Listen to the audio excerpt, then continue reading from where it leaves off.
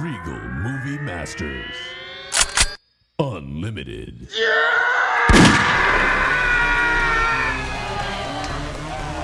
This is the Regal Movie Masters Unlimited podcast where we indiscriminately watch every goddamn movie that comes out at the local theater. This time there is exactly one, and we'll get to it in just a second. Your movie masters today are Justine. Hi. Brent. Magic. Dylan. What's up? And I'm Colin. And our fifth member watching from the sky, a coked up twink version of Willy Wonka. And but before we get to that, I should let you know we have an email you can contact us at. It's moviemasters760@gmail.com. Moviemasters, plural, 760@gmail.com. And the Instagram account, Official Movie Masters. Dylan, I feel like I did your job for you today, but no one can do it quite like you. Tell me, my orange-skinned, green-haired friend, what film we are watching today. We just came out of the theaters from Wonka. It's about an armed with nothing but a hat full of dreams, young chocolatier Willy Wonka. He manages to change the world one delectable bite at a time. Star-studded cast featuring Timothy Chalamet as Willy Wonka, Calla Lane as Noodle, the wonderful Hugh Grant as an Oompa Loompa, the great Patterson Joseph as Slugworth, the amazing Matt Lucas as Prodnose, the amazing, delightful Matthew Baton as Finkel Grubber, the astonishing Olivia Colman as Mrs. Scrubbit, the almighty Sally Hawkins as Willie's mom, and then it's also directed by Paul King, who did all the Paddington films. You know, a cynic is going to say that you're padding this out because we only have technically one movie that came out this week for no goddamn reason. But I know better. I know your heart. I know your soul. I know your wants. I know your desires. I've given you chocolate that unlocks that thing in you, and I know that this is like a Dreamcast for you. Not of the Sega variety. I don't know if it's a Dreamcast, but I'm really happy with the cast. The cast is awesome. I wasn't No doubt. I'm not like the biggest Chalamet head. No, but a Paddington head. Paddington 2. As an England head. Yes. As an English head. An Anglophile. Yes. I was happy. And weirdly, Keegan-Michael Key was also in there as a cop. Yeah. But he was just listed as actor? I couldn't find his name. Also, Mr. Bean was in it. It's a fucking great cast, man. Rowan Atkinson, yeah. You think Hugh Grant and Mr. Bean like talk to each other? Yeah. And we're like reminiscing over like that one movie they did, Love Actually. Wait, they had only one scene together, but that was like probably CG'd, so I don't know. I feel like it was a Hugh Grant bait and switch because everything that was in the movie was in the trailer for the most part. And I think they baited Hugh Grant with something, and then they used a switch to whip him into performing and hurt him in between takes. You think he got hurt? Because he was performing under duress. I don't think he was sincerely invested in the role of the Oompa Loompa. I think he was kind of pressed. Nah, because he had to sing, bro. He had to. Yes, and I you guys agree. walked out he after absolutely was dude, you guys missed the after forced credits. to There was sing. after? You ever wondered what was going to happen? Like, did you wonder what happened to Charlie Bucket before he found the ticket? Oh shit! They teased him for real. You're I'm just lying. kidding. That'd be crazy. There was a He's rave. just a fucking sad kid. I guess. A story about a sad child Yeah.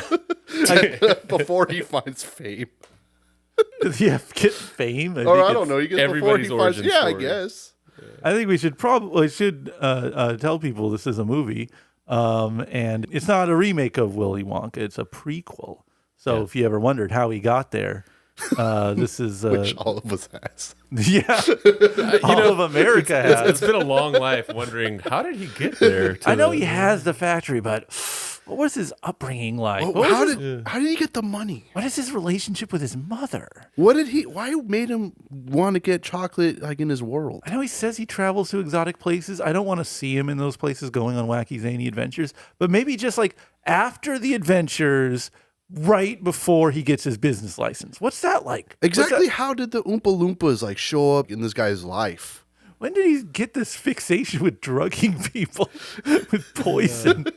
He doesn't always drug people. Not intentionally, but no, actually, no. No, because he always drugs people. No, because in his when he had the grand opening, it was an accidentally drugging. Well, even when it's like an accident, it's still like not malicious. It's just it's always laced with something. This is definitely, I think. Well, the first movie has that like psychedelia. The first movie, the real movie, the only movie has that like it was post hippie kind of psychedelia. Hey, take this wild trip with me through these psychedelic colors of my my magic rainbow. This one feels a little metaphor for drug war. Like the three chocolatiers are the pharmaceutical industry, and they're sort of enforcing. I would, if I'm just extrapolating here, I would say they're probably rolling with the narrative of psychedelics being this immediately magical thing that just solves all your problems immediately. And of course, the big pharma of these three chocolatiers want to crush that. So they keep Wonka, aka the real spiritual healers, down and illegal, while their profits rise, and they bribe the police force to use brute violence to enforce the status quo, as per America. This is America, Wonka. That's what I think what they were trying Is to he do. in America? Or No, is he not in at all. I don't know. It's like a Britland? gibberish country, right? Yeah, it It's a looked like- nonsense land.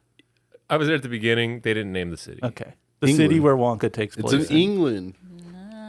Well, because I don't know, because in Willy Wonka, the OG, he's like in America. There's like maybe a British person. It's been a hell of a long time since I've seen that. Well, movie. everyone there is American, even Willie. That's why Timothy has American accent. No, what about Veruca Salt? She's like, I want. But I'm saying that's like thing." one British person, right? Oh, and she's punished for it. Yeah, for being British.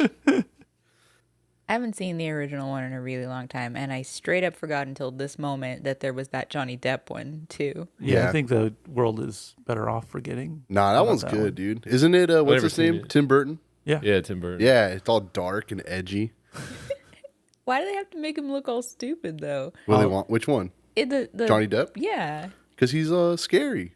Yeah. Why? I think if anything, he looks like the character. What's the R.L. Stein? Is it R.L. who writes it? R.L. Ronald- Stein's Goosebumps. Earl my bad. Dahl. Ronald. Roald Dahl. I think isn't it Roald Dahl. Roald Dahl? Yeah. Doesn't he just look like the drawing? That's like all scratchy. Hold on. Oh, yeah, I don't know. Is it an illustrated book originally? No, I don't think so. But I imagine he looks all scary. Does that look like Johnny Depp? No. Pretty close. He's Pretty way close. cooler looking. Yeah, that's cool. Like an old man. Yeah. But I guess that's where Gene Wilder steps in. Yeah, he looks like a creepy Oh, yeah, it witch looks more man. like Gene Wilder. Yeah.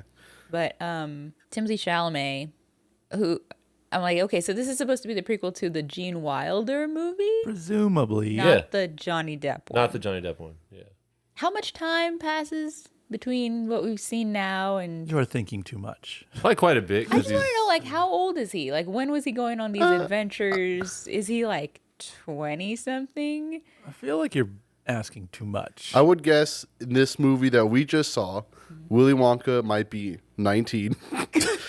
And somewhere then, between 19 and 23. yeah, and then the traveled the world. OG takes place 35 years later. Yeah. So they can sequel this one and have him be like, have him lose his optimism and become the cold, bitter Yeah, so that's capitalist. what I'm of- wondering. Is like, this is a different character.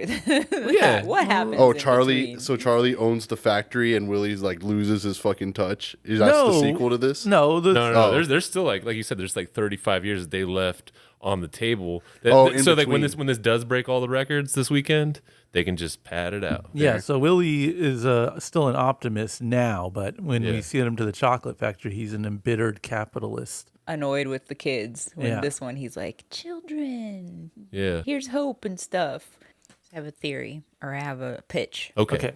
Okay, so what happens in between this movie and the real one is, because I don't understand the whole thing about the girl being the heir to some chocolate, right? But they ruined all the chocolate. So does she get anything? Or is there still like some money or something? Sure, I'll say that. Okay, She gets so- money Stay from tuned for part being an So orphan. she continues on with the chocolate.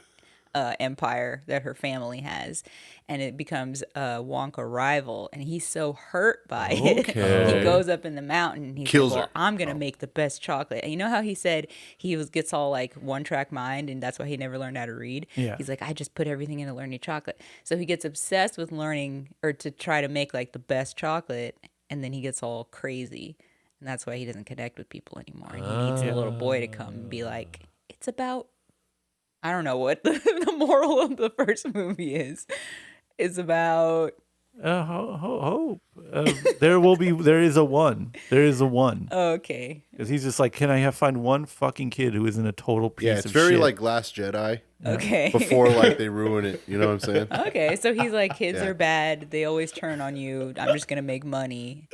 And then he's like, nah, I wish there was a kid that was not as bad. You're saying Wonka 2 cocaine psychosis. Yeah. Okay. Yeah, so you get to see his dark turn, kind of his like Revenge of the Sith moments, which we haven't gotten to yet. You think we'll have a prequel trilogy? Oh yeah, I mean, I guess it all depends if it makes money. Which I don't know. I swear, I feel like if I'm just reading which way the wind is blowing, that like people are fed up with this kind of shit. Like, just pure fucking nostalgia bait, but ultimately just a smear of joyless slop. It has so much of that like Disney remake energy to it. Maybe like I mean, like a live action Disney. like a 1.25 times the joy in a joyless slog of a Disney live action remake. So it's not like pure Lion King dead-eyed joylessness. There's like a 0.25 extra in it, but it's definitely I had fun. It's not like enough to if I'm again just kind of picking up on people losing interest in that kind of cynical filmmaking. That's what this feels like to me, at least. Yep. I don't know that this is going to captivate audiences like they're just kind of hoping it does. In which case, I don't think we get a sequel. If it's if I'm very wrong, and this is like one of those Super Mario Brothers phenomenons where a billion comes in, then I think we get to see the dark turn of Timothy Chalamet into the bitter Gene Wilder. But I'm not getting my hopes up for them to flesh this out that much. Even if they only make that for Dylan and myself, please do. Just because I think that we probably had more fun in that movie than you two did. Well, you have to. I think like to get to that point, you have to show him like a romance, and then have his heart broken, and then he closes the factory. Too conventional. Because perfectly conventional for this kind of thing. Because in the OG, no one knows who he is, and they haven't seen him forever, right? It's like a recluse. Yeah, so you have to show him like getting his heart broken or something between now and then, which I think they probably plan. There's a ChatGPT script written for that movie, but again, I guess it all sort of depends on what the box office says, whether they can make it or not. Something tells me this isn't a work of passion for anyone involved. You know what I would like? Go on. A prequel with just his mom. Yeah, right. Yeah, I What want to know was where his mom's Yeah. from. What was his childhood like? No, I don't care about that. No. Pre-Wonka. Just like or before he's pre-Willy. born. Oh, okay. Yeah. Just Sally Hawkins just doing stuff. Keep going further back. Cooking. Yes. She's learning how to make chocolate. Chocolate, you said. Because she was the one. Yeah, because she's the one that like was the actual chocolate master. Right. You know what I mean? Like Yeah, she Yeah. put if the lore of this film is to be believed. And she protected like the secret of the greatest chocolate ever made. Like she kept it to her death. Like that's Yes. how like That's what I'm saying. It'd be super fucking sick. it I would like to see that movie. Sally Hawkins. You know what I just remembered? That the Johnny Depp one is like also a prequel. Because it's like is that in the middle? And we're just ignorant? no, I don't know because he says it's like it's a remake, but in that one he's like my dad was a dentist, and then it show like him as a kid get his Oh, that's right. teeth getting pulled out by his dad. His dad's like, stop eating fucking candy. Is that why his teeth are all giant and fake? Yeah, because I think they're like veneers in that movie. Whoa. And so like, damn, that just like I just remembered that. So now we can watch them in order. Yeah, well, I don't know.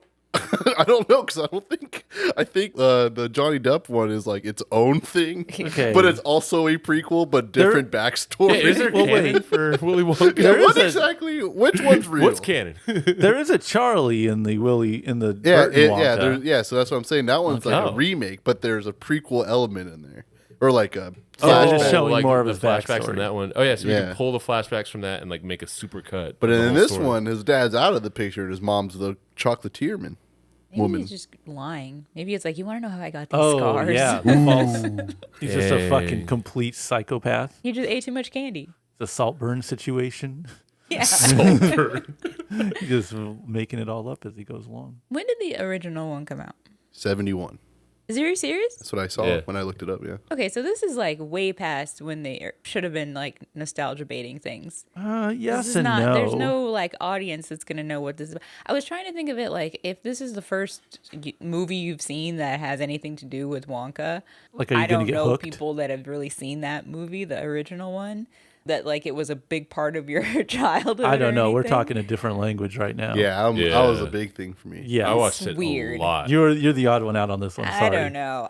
This is Really? yeah. The Yeah. OG is like burned into my brain. Yeah, for a I lot have of reasons. I still have the VHS in my parents' house. Younger generation, I can definitely confirm, at least within my family, like has seen the original because we did this like family vacation at a water park, and there was like a machine where you put coins in and it pushes little cards out, and they were all cards from the original Wonka movie. And my one niece was like, "We got to get all of them," because like she loved the movie.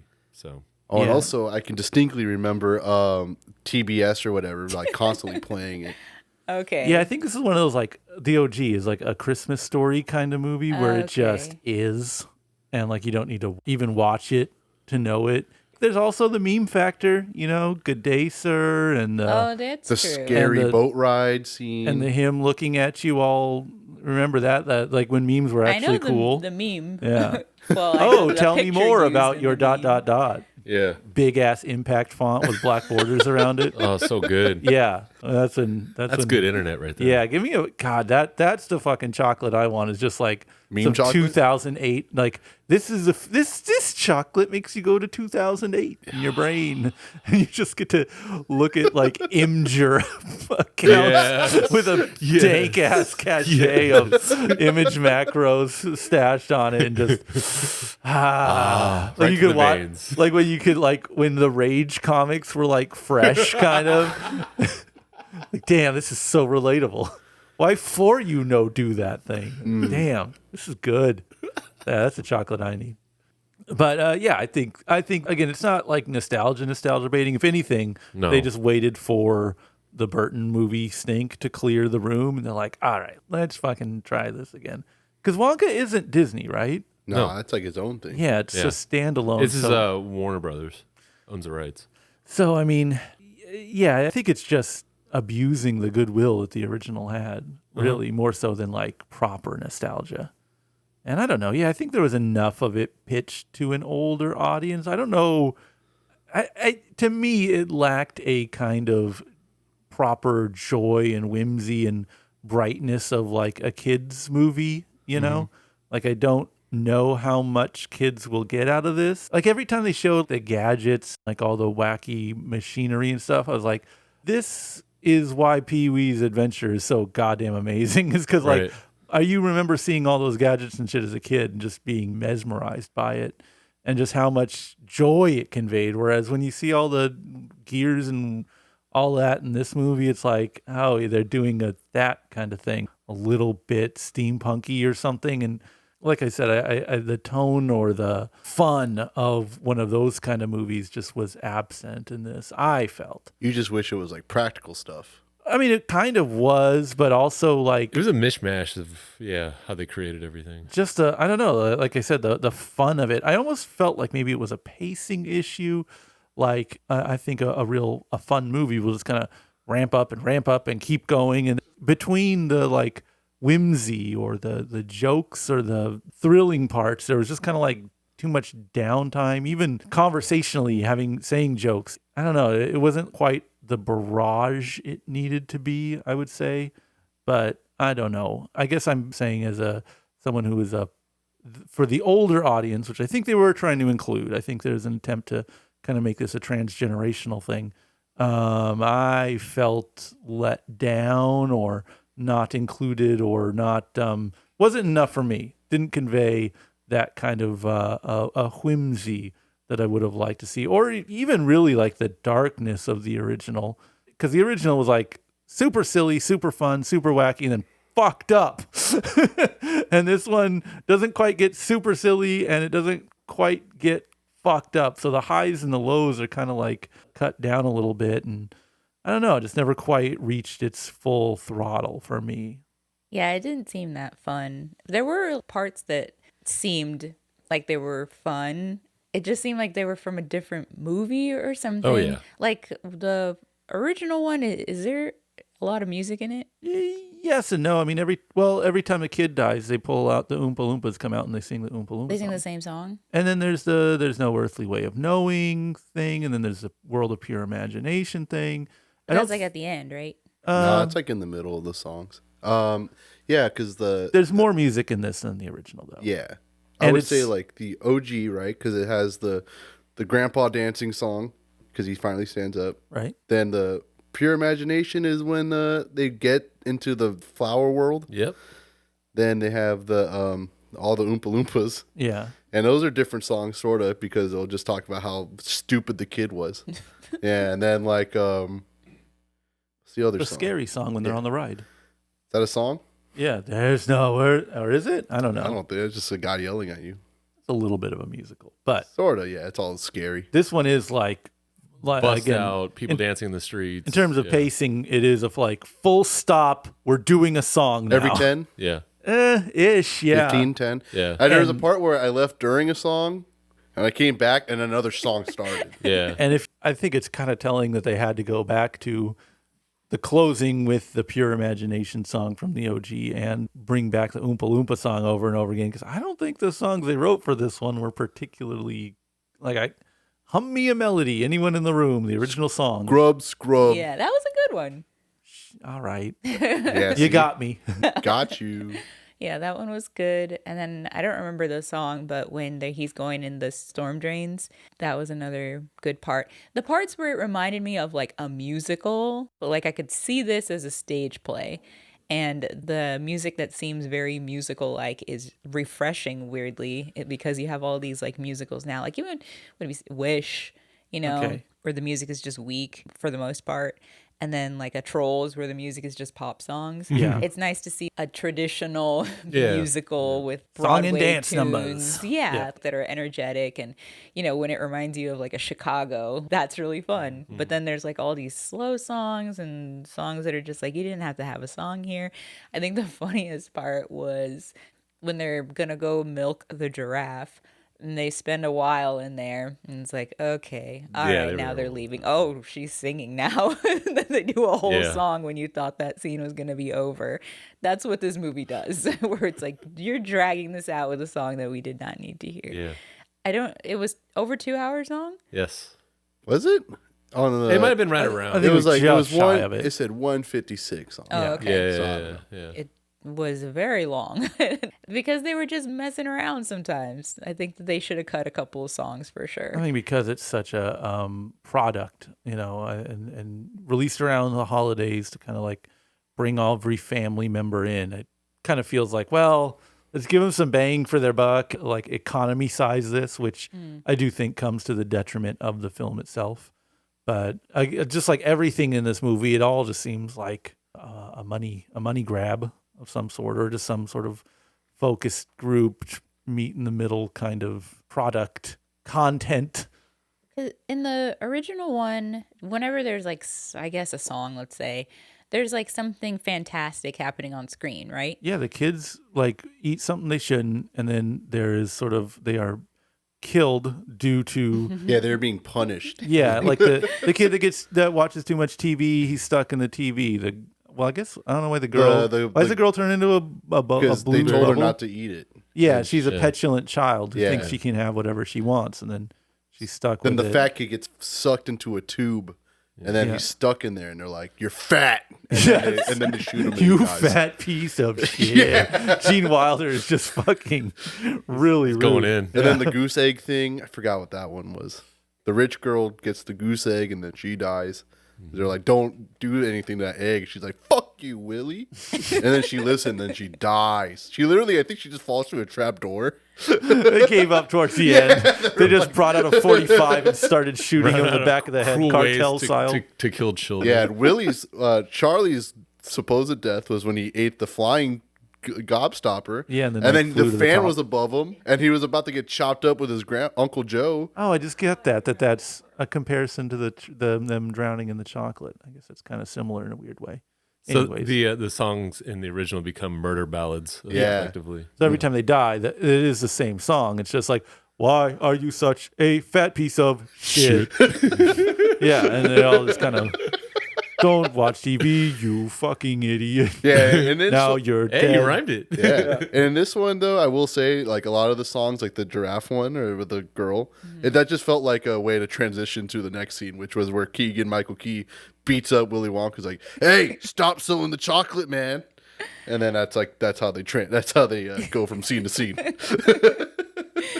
Because they travel from Balloon to the other side of the fucking area. Yeah. He kept it low key. Yeah. So, because I was thinking if the original movie is appealing to kids, then I'm assuming that there's like a lot of cool stuff happening to keep your attention. Well, And this yeah. had so much you're not like seeing him make the chocolate. The only scene that's colorful and kind of, I don't know, something that you could be like, wow. You did miss a scene where he does make the chocolate. It's in the beginning. Well, it's not in the whole movie then. Oh, You know, he like makes to- the lightning chocolate. Yeah, but But you're that's not about seeing it. like, it doesn't look amazing. You're not like, oh wow, you're not seeing the river of chocolate, No, Except for the scene he has when like his he own has chocolate kit. the shop. That's the only part where it's like colorful and you see all this big stuff and you're like, wow, this is amazing. You don't watch him make chocolate in the I original. know, but He's I'm saying taping there's you a nothing tour. like at all. cool to watch on screen. The whole deal Yeah. is like the kids are going through the factory and they're seeing this cool stuff here and this cool Right. stuff there as they're going through. And you as the kid are, seeing it through their eyes. Yeah, you're like, and you're like, if I oh, was a this kid, new thing. I'd be And on tour. yeah, it's like, oh wow, here's the paper that you lick or something. That's cool. And then you're continuing, and your more stuff is revealed. This is like he makes chocolate. He's in indentured servitude, and then he has to get out, and then he's selling it. We don't know how much money. Oh, everyone's involved. That's going to be a lot more money that you're going to be needing to split up. But what I'm saying is, you're not like being amazed as you're going along. Yeah, there's a lack of wonder, I would say, in this, and it's like again simultaneously too grounded and too silly.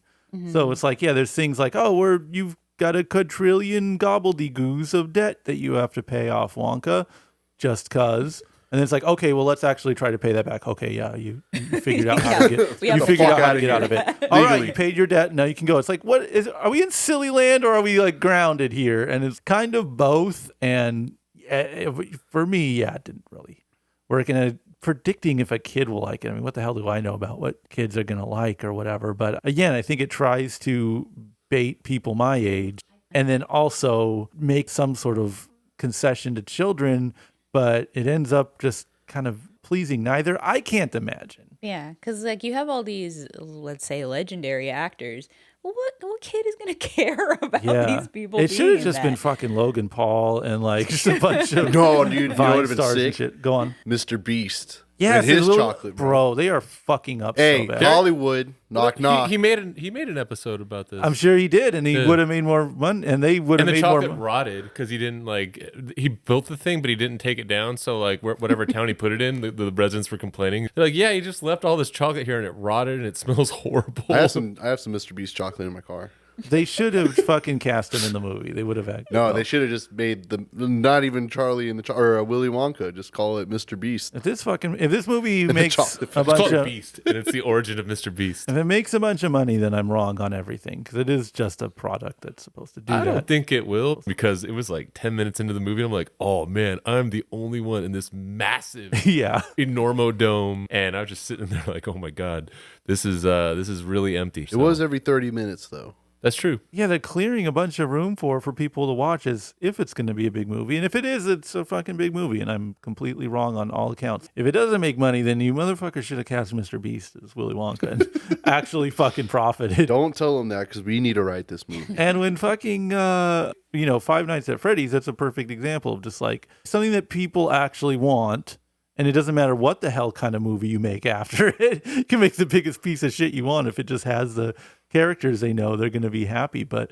kids don't fucking care about Willy Wonka the way, boomers think they do or would want them to. I mean, it's the same model. They're probably looking at it going, okay, we know that this works. So they probably Right. thought, hey, there's an established Wonka audience. We're going to pull from them. But no. No, there's a Gene Wilder audience. There's a people that like the old movie audience. No one is, I don't know. Especially in close proximity to the Burton one, relatively. Well, how much money did that one make? I don't know. Enough, because it was such a novel. It was a novel idea. That was like, Burton still had goodwill Yeah, at juice that then, time. yeah.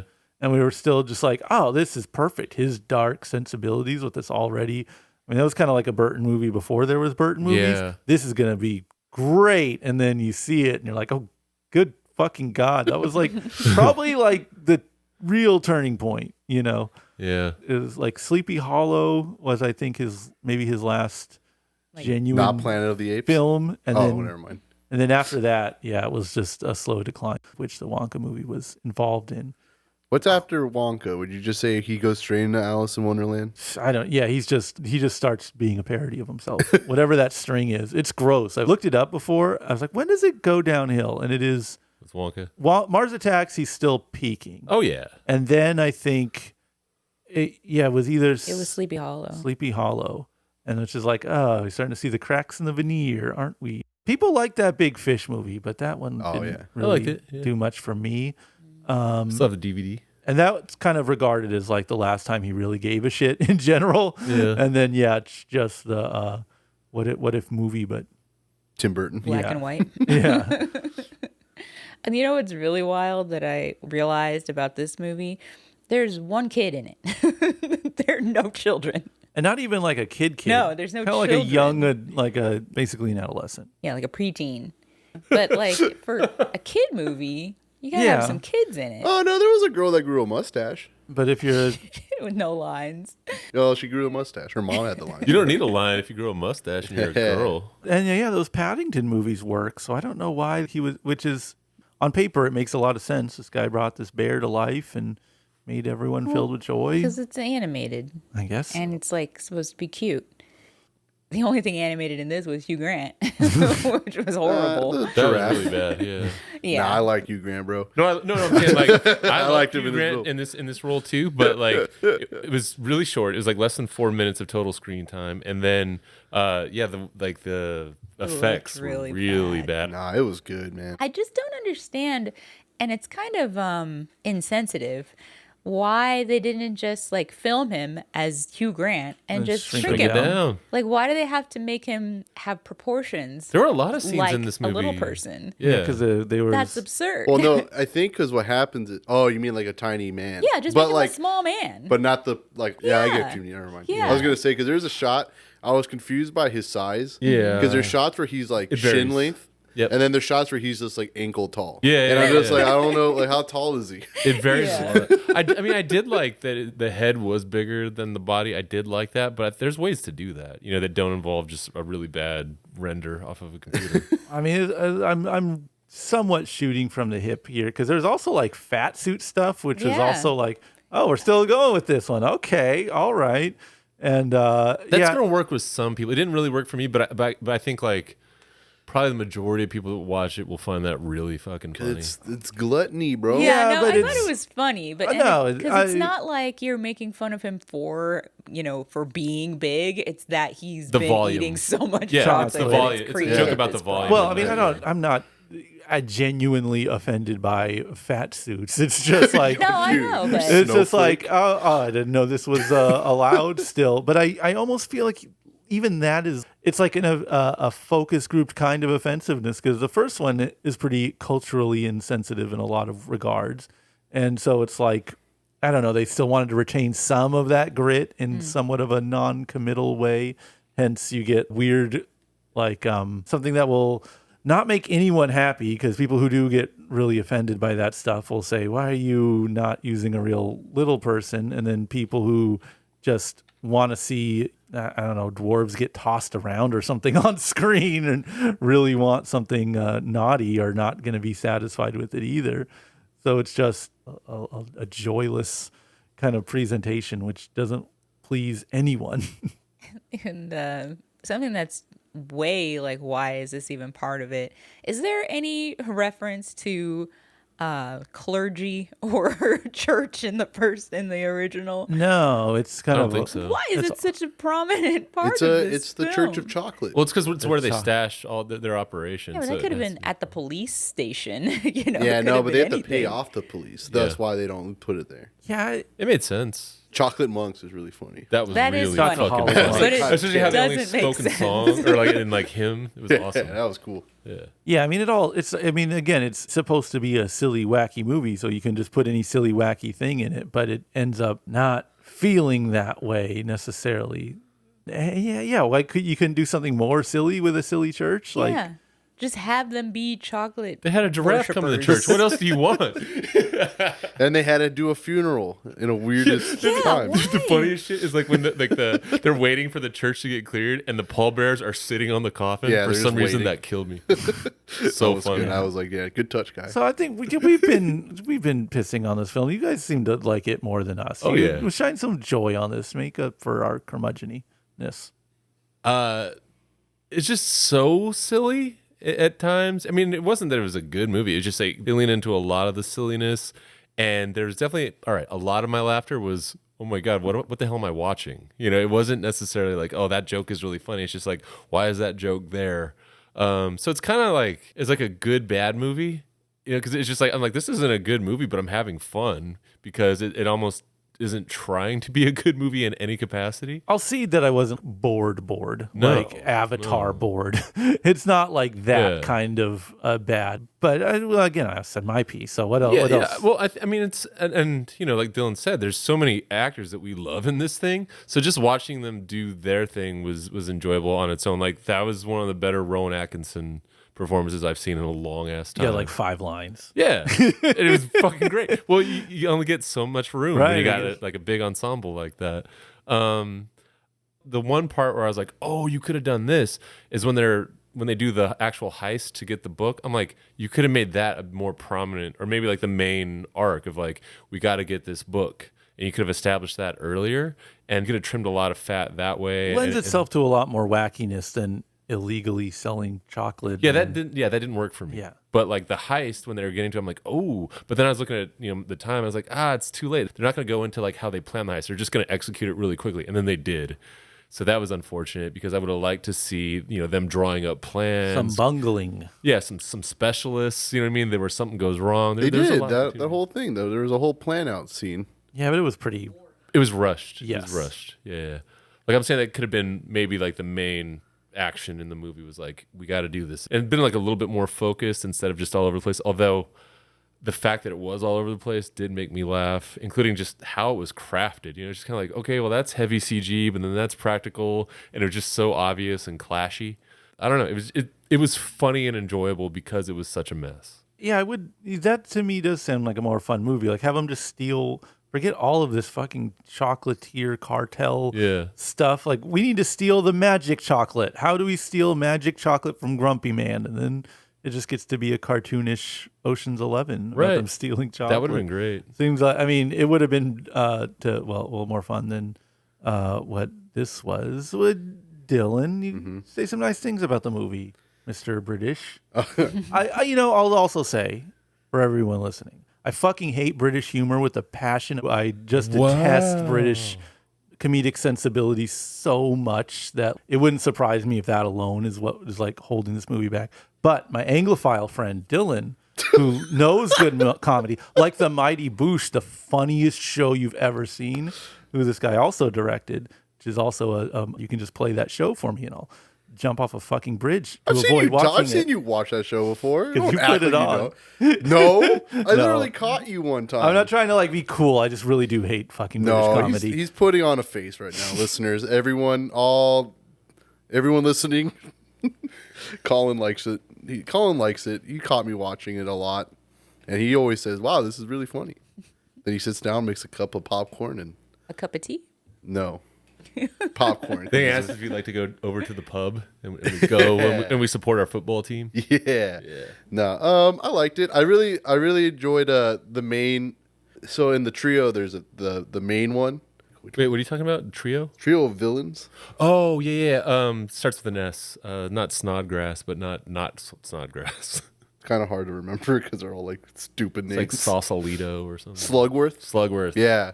That guy. He's also like a quote unquote villain in my favorite English-based show, Peep Show. And I'm like, damn, he plays the same character in like everything I've ever seen him in, because he just has like that voice, and then he just talks like that. He's like, well, I guess we're gonna have to do something about that. It's like, damn, bro, he has a perfect voice for that shit. Anyway, I liked it a lot. I liked everything I was looking at, Hugh Grant included, the chocolate getting in Willy Wonka and Noodle's hair. Because it just made me think, damn, how long did it take to wash that off, man? That must suck. But hard work prevails and pays off. Anywho, the whole film, I thought, was a great lesson for kids to learn to never give up on their dreams and to live with imagination. And hard work will pay off. Your mother, who may or may not be dead, will be at your at your chocolate release. And you can kind of flirt with her, like exchange sexy glances across the room. Hey, well, she may or may not be alive. I don't know. Was she dead? They didn't really explain that, right? She Or was did I dead? miss it? Yeah, she passed away, and Okay. that's kind of like, and that's why he was holding on to that chocolate bar his whole life, because he's like, that's the last thing he has of his mother. But then he finally sees a note from her in the And chocolate, then he eats the note. right, to hide the evidence. Yeah. But he finally understands. Oh yeah, it's it's about actually interacting with people, which makes it more interesting that he turns into like a hermit recluse, in the Gene Wilder one. It's like, wow, what happened? He actually had friends. That's why we need another movie. Well, nah, Yeah. that's why he needed Willie to show, or Charlie to show up. So he's like, "Oh, there, you gave me hope, kid." Yeah, to recap. Even though you ate the goddamn flying candy I told you not to eat, but you're still alive. so only kids make him happy. Okay. Well, no, he sends him to fucking space. Remember that? That's true. He's like, get in this glass case. You're gonna That's true. fucking die. This airlock is gonna Stars. suck out Yeah, your. yeah, you're gonna suffocate because there's no oxygen in space. Yeah. And then he calls him an idiot, and then he, anyway. But no, this film, bring your It was kids. fun, though, yeah, right? yeah, it was Yeah, fun, yeah, dude. it It was was a fun time. I like to eat popcorn. Fucking bring candy. Nerds. I did go out of my way to bring candy. What'd you eat? Jelly beans from Trader Joe's. Oh, you had one job. What? It's kind of shitty candy. If I'm gonna, no, I like the candy, but it's not that, On screen. That is if I were to compare this movie to a candy, it would be as joyless as Trader Joe's jelly beans. I was hoping because I heard a box. I was like, oh, did he bring the Gobstoppers? Or Or, I was hoping Spree. maybe Chewy Nerds, because I remember Runs. like yes. there was like a period, I think it was like 5 years ago during one of the Marvel movies, you just busted out some Chewy Nerds. I'm like, Yeah. I haven't had those in like 10 years. It was one of the best theater eating experiences. Remember I've that ever had. time we saw Batman v Superman Yeah. with him, and he had the Nerds rope wrapped around his neck? I don't eat Nerds rope. It has gelatin in it. You fucking animal! Don't put me on But you that. weren't eating it. It was just Not wrapped gonna- around Yeah, it your was just neck, wrapped around- dude. You're you just just wore it like like a choking necklace. yourself the whole time. It's really weird. You Then wore he like a went- chain, And then he went back in for round 2, and we're like, all right. and then his ring pops or Little whatever were weird. sucked down. He Yeah. just wore the ring, He though. was still wearing the plastic on his hands. I was like, you're fucking foul, dude. It was a fucking Green Lantern thing. They were the rings of power. Come on. Oh, makes Real DC heads would get it. That's true. But nah, this film was great. So let's take the final verdict here. Is this a Oompa Loompa Doompity do or Oompa Loompa Doompity don't? My joyless ass that thinks British people should be banned from comedy forever. I'm gonna say Oompa Loompa Doompity don't. Yeah, this is just more fucking. This is pure slop. You don't need to see this. Damn, even as your American hero, Timothy Chalamet was the main. Well, they have to put an American in it as per tradition. Well, it has other Americans in it. Yeah, no, but I mean, Willy Wonka has to forever be played by. No, but I'm saying like the guy that Chucklesworth. Slugworth. No, the unfunny funny man, The comedian. the Yeah. Joker. Oh, yeah, that was a weird Yeah, that was an character. American guy. Weird character. Justine, what do you think? I'm really on the fence about this. I think if you like musicals, then maybe this is a fine, I don't know, placeholder until like a better one comes out. I wish that there was a cleaner cut of it for sure. Yeah. It's not particularly entertaining, but some of the music I think is clever. Like the washing song I think is the best one. And I like Keegan-Michael Key. He's pretty funny in it just because it's so out of place. It seems like they just kind of had him come in and do whatever he wanted. He played like a New York cop, huh? Yeah. Yeah, it's really funny. So This movie it's like, ruled. all right. Yeah, but overall, it's not joyful or colorful or, yeah, like I said, or particularly entertaining. But I think that some of the music could be salvageable. Oompa Loompa Doompity Doo. Only if you like the actors, and only if you don't go in taking it seriously in any capacity, and know that you're about to watch a mess on screen. Like Justine said, it definitely needs to be cleaned up, streamlined, maybe rearrange some stuff, cut some stuff. But I mean, I was laughing the whole time. I was shaking my head, but it was fun shaking my head at a lot of stuff. There was some child endangerment, so it kind of honored the Stay true to its roots. Yeah, stayed a little true to its roots. And I don't know, I watching this in probably like a 300 seater or Completely empty. completely empty, added to the atmosphere. So I don't know. It's hard to recommend because I don't know if anybody could like recreate that for themselves. At least by the time they're hearing this, they might move it to the smaller rooms. I don't know. But I had fun. It's not necessarily a good movie, but I ended up having a good time. Dylan? I'd say it's a Oompa Loompa Doopity Doo. It looks amazing.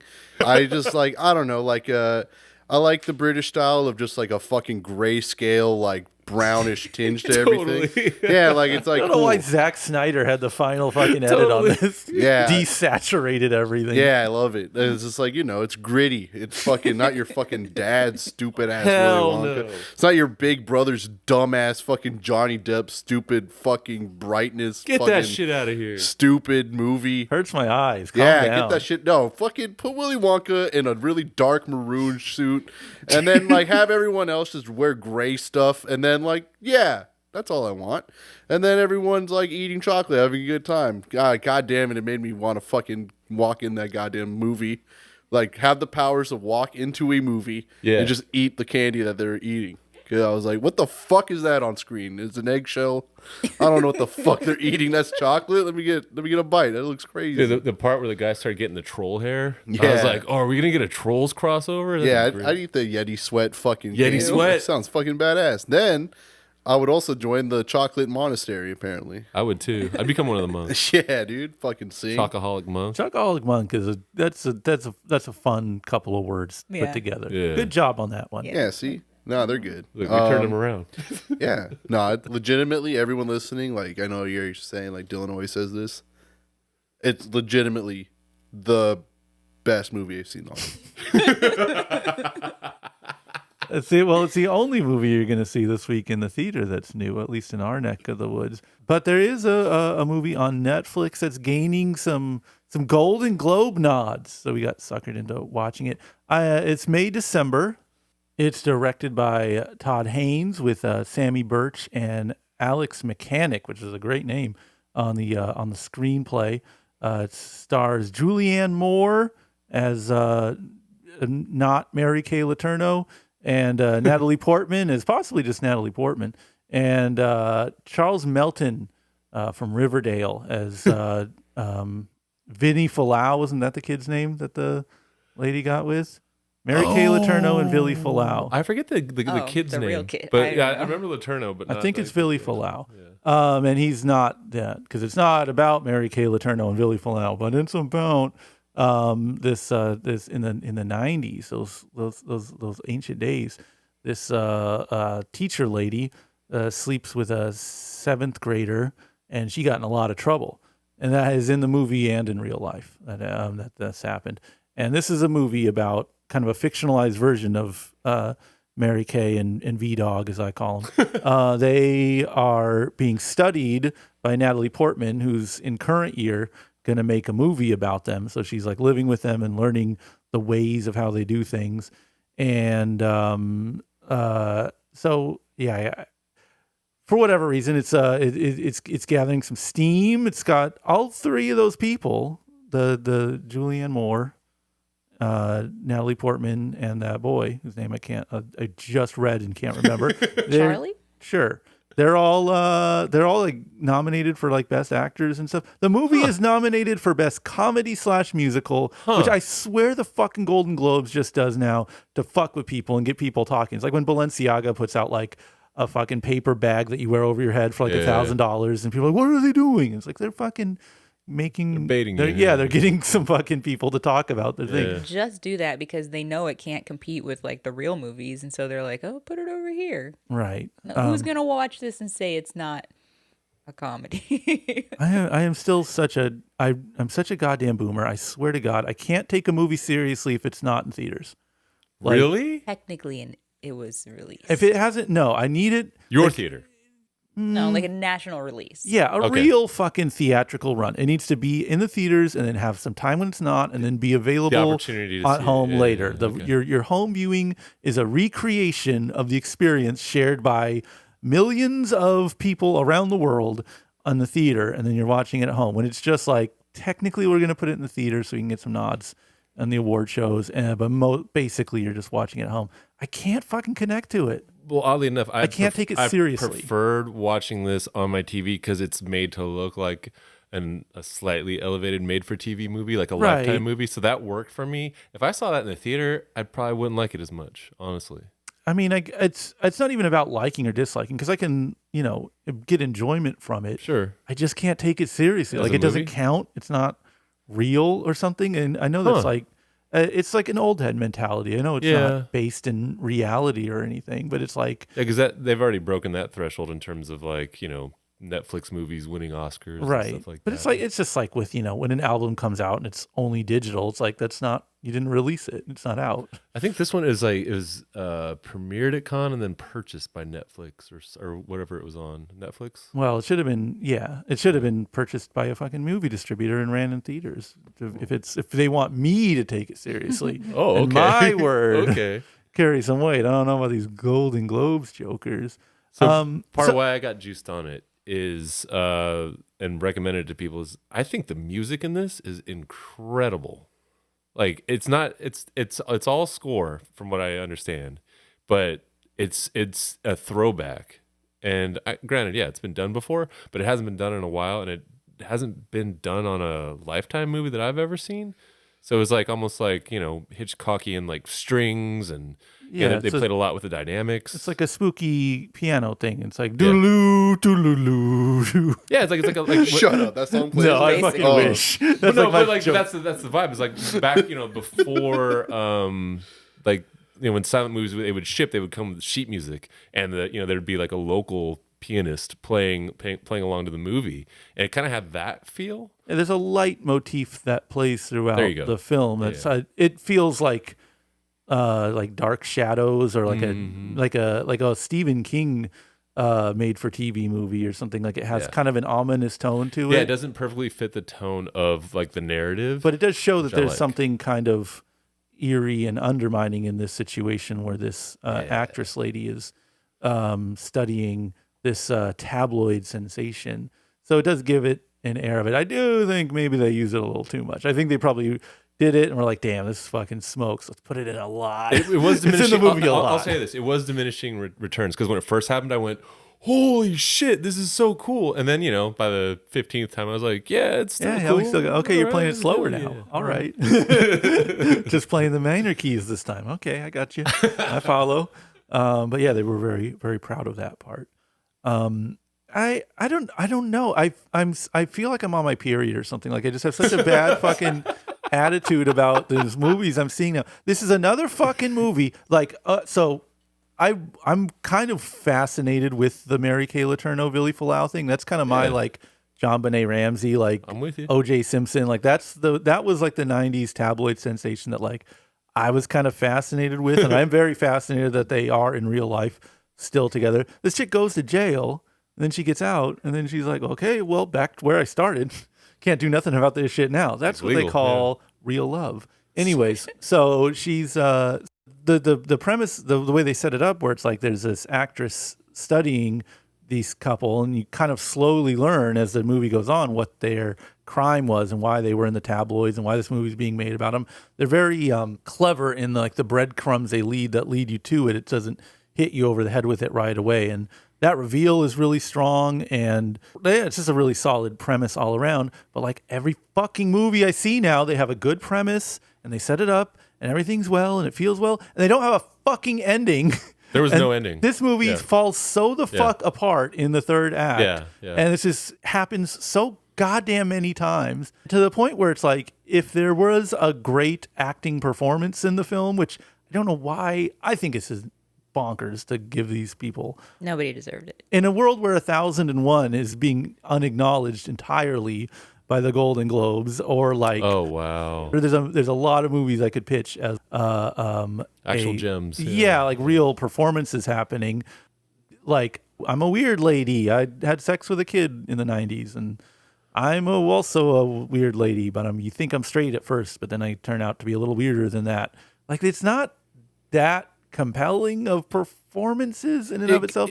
Man, they might be falling for this. How Julianne Moore does the lisp the whole time, and then Natalie Portman, as she studies the character more, adopts it. It could be that simple and that stupid. I guess so. And there's there's good, I don't know, face acting, you know? Yeah. And it's like a meta thing about how actors act. It's a actorly acting.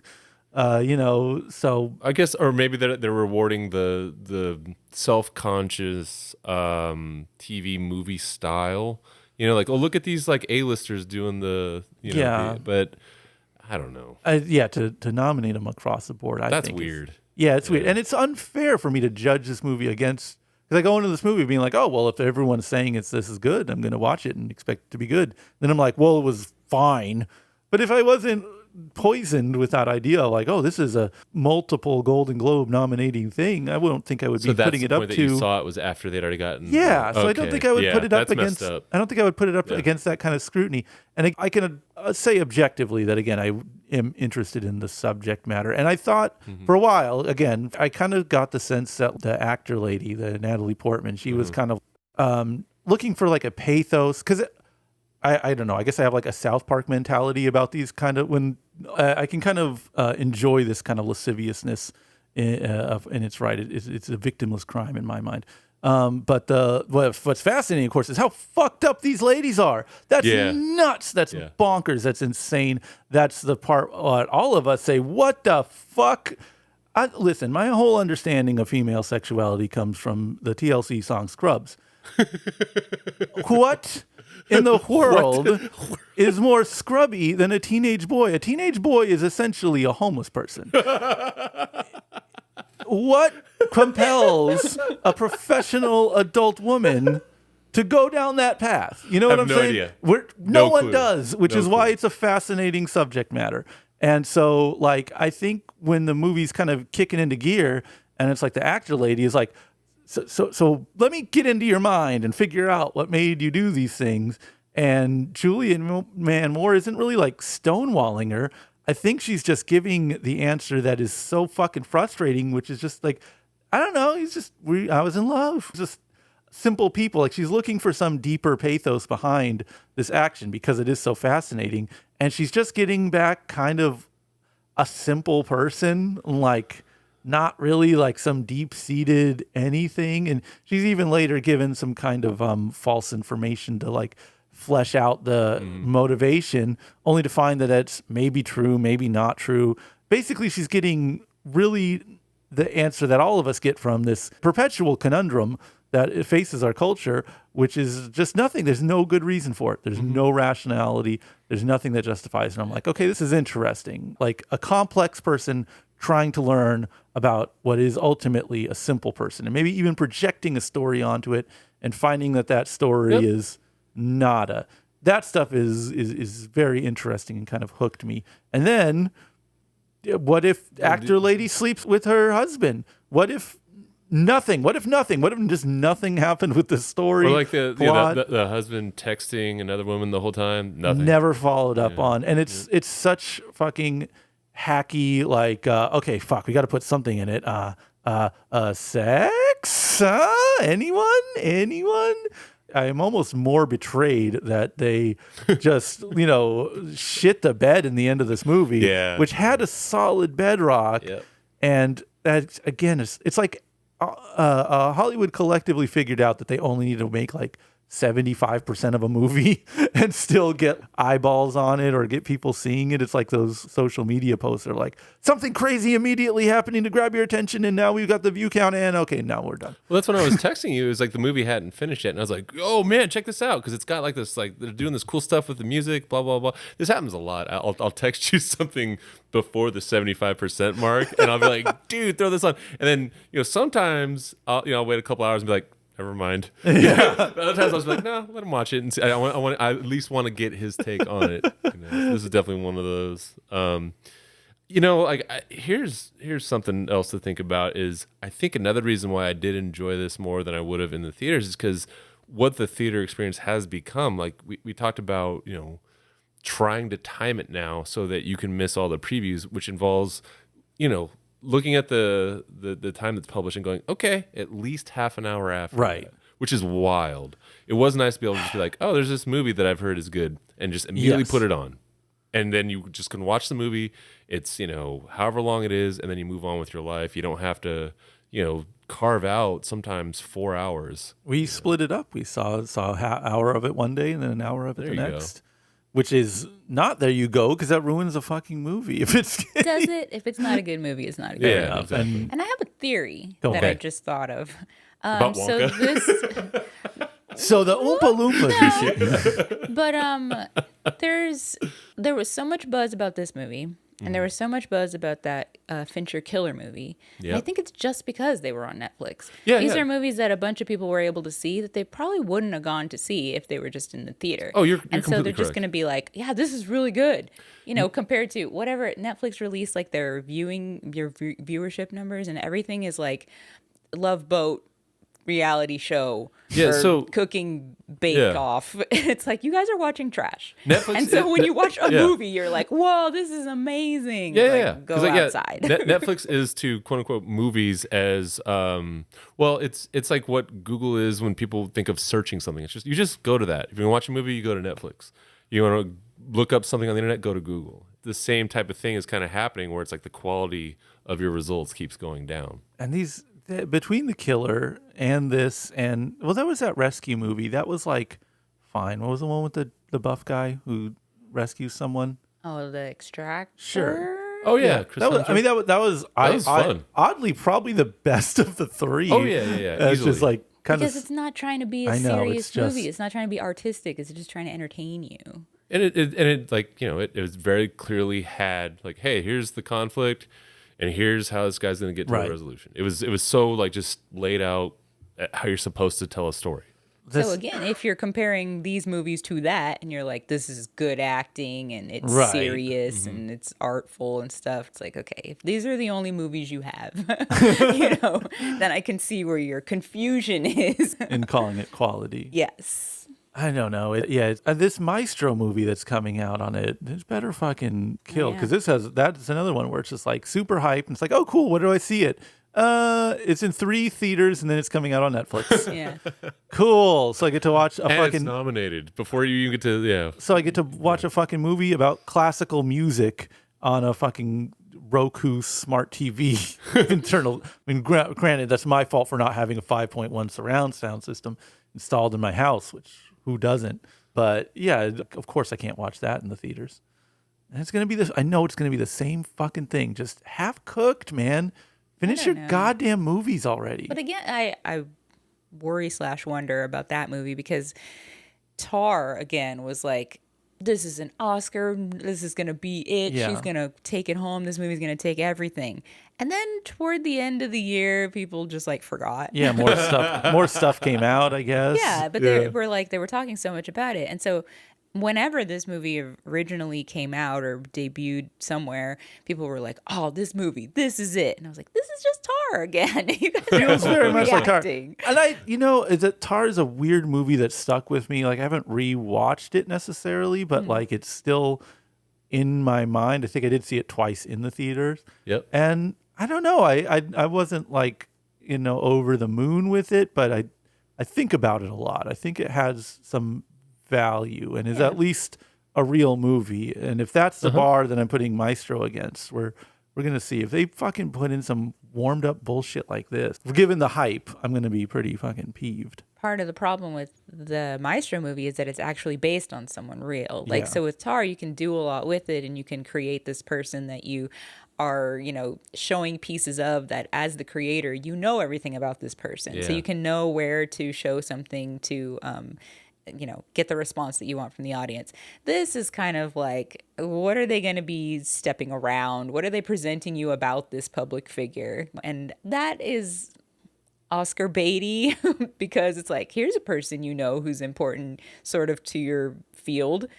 You're going to love this. Right. You know? I guess there's also the fact that like he said about, you know, what, because it's on Netflix, like you can't just buy this shit. You can't just bribe people and pay people off. That's another like asterisk behind any of these nominations. And who the hell knows? The people that are on the board might fucking own stake in the goddamn company, you know, like it's all fucking flim flam, man. Well, the Golden Globes 100% are unserious. Right. Which is why it does not taint my viewership at all. Like when they say who's going to be nominated for what, I'm like, you don't matter. I'm sorry. You don't matter. I know that, you know, a lot of people kind of use this as a like a cheat sheet for what might be Oscar stuff. But they also are kind of like the trashier version. So whatever. But it is interesting to kind of see what the entry level, I guess, is for these things and how little it seems like people are actually watching movies. Yeah, absolutely. It's like you chose from 10 movies. Yeah, I mean, and I think like to your point, like that's why I can't take any award, even Oscars. I don't take that seriously because it's like doing our experiment. I go, there's no way another human being can do this, and we still haven't seen every single movie, you know, that was released during the year. So yeah, to be that declarative and be like, these are the 6, and it's like you said, you could like sometimes it's a tell. You're like, oh, so you've seen maybe 10 to 15 movies this year. If that's your 6, and like 6 of them were Barbie and Oppenheimer because that's all that you got that got forced down your throat. Yeah, like you said, the fact that 1001 isn't on any of these lists, it's like, okay, then you probably didn't see it. Right. And the fact that Godzilla isn't on that foreign list, like given the rate, like I understand. So we got 98% on Rotten Tomatoes. That means critics. That means that every critic liked this movie. Yeah. And on the foreign films, you guys saw Anatomy of the Fall and literally nothing else. That's it. I mean, again, a fucking nod here, like anything. Well, like you were saying that Radical didn't get on there at all. And that was like At a all. blockbuster yeah, internationally. made huge amounts of money. And all those like Leo, Right, what right. happened to that? That's like still making money. Oh yeah. Nothing. Yeah. All right. But guess what? We're going to get our revenge. It's coming up towards the end of the year. We got All the movies. We got some stuff to talk about. We got our tier list. We got our and then our grand finale, the Movie Master Awards, the Unlimited Awards. So yeah, we may have had to stretch a little on this episode, folks. That's only because they only gave us one real movie in the theaters. But up and coming, it all goes down. So May, December, are you going to save this date on your calendar? Because they're months. Mm-hmm. Or is this like one of those 13th months that you cross off? They got lost in time. That's true, right? Or is that like an urban legend? Wasn't there like a different That's month? something you do. Yeah, bro. I like don't there know. were a lot of different calendar changes. and- Okay. Yeah. I'm going to say this is a 13th month. No, you know what? That's wrong. That's not true. You can put this on your calendar. It's pretty low effort. It's pretty low energy. It's just trashy Netflix trash. Trashy Netflix trash is still fun. And I was smitten by enough of it to say that it is good enough. It's not a real movie. It's a fake movie. For a fake movie, this is fine. But don't be deceived by some of the hype you hear. It is still trash. This is a line. You know, I'll go back to it. Eileen was like, I was in the middle, and I was like, no, this sucks. This is, I'm in the middle, and it's on the positive side. This is as bad as you can be and still be a good movie in my eyes. Okay. This is like when you go to like the discount section at Staples and there's like a 2-year-old calendar and you're like, why are you trying to sell this for 49 cents? Just toss or it, mate. Yeah, just throw it in the trash. Throw this in the trash. It's not good. The acting's not that great. The most compelling part of the movie is the guy, and you don't get to spend enough time with him. And then there's like one scene where he's talking to his son and kind of wondering what could have been or feeling sad about what happened or kind of weird. Yeah. There's your story. Great scene. Like, why are you spending time with these women? You don't learn anything from the Julianne Moore character. You just see her kind of, being a brat.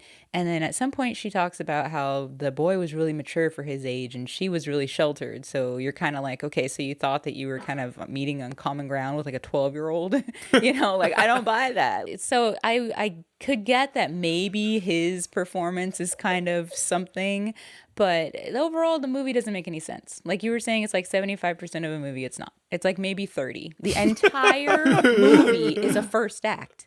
Oh, damn. They didn't go anywhere with it. The best part of the movie is that the guy, Riddler from Gotham, is in it. He exists. Yeah, and the guy from Riverdale is in it. I like that. Show people on TV, on the movie, doing better than like these Oscar-nominated or winning actresses. I'm saying put it on the calendar. I think you should see it even if you don't end up liking it, just because it tries some stuff. It takes some swings. Like I said, the sound aspect really got me. I really like that.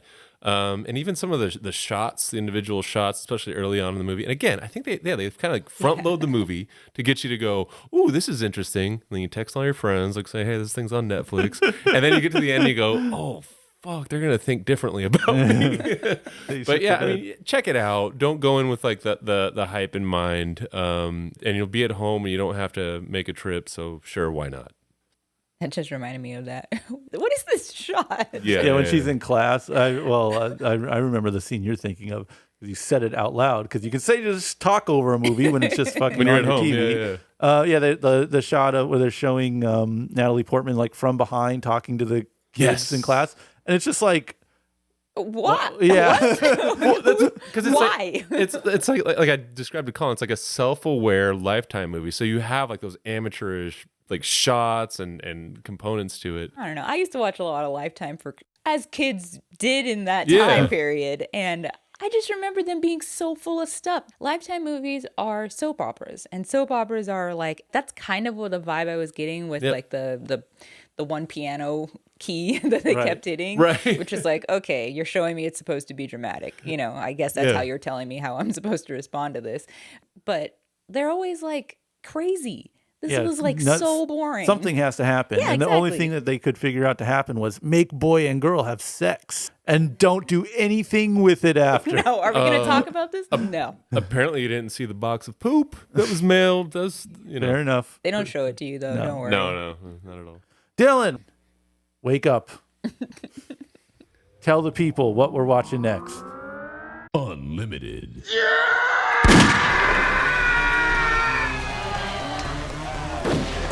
Hey everybody, thank you for listening to this week's episode of the Regal Movie Masters Unlimited. This week we got Aquaman and the Lost Kingdom, aka Aquaman 2, the newest DCEU film, and I'm so hyped. This is going to be a fucking goated one for sure, and I can't wait to see it. We got the romantic comedy of the week, Anyone But You, and let me tell you, I've been waiting for this one for a while now, and I'm so glad I'm going to be able to see it next week. Then we also got Migration, the new animated film of the week, where the ducks migrate accidentally to New York or something. We got The Iron Claw, which is the new biopic about the legendary wrestling family, the Von Erichs. And growing up, hearing about this family for almost my entire life, let me tell you, I can't wait to see it. I hope I get to see it with my dad to just watch him cry. And we finally got Poor Things, the new movie with Emma Stone, and I think she's a Frankenstein or something. I can't wait to see it. It looks really good. Okay, everybody, we'll see you at the movies. Bye.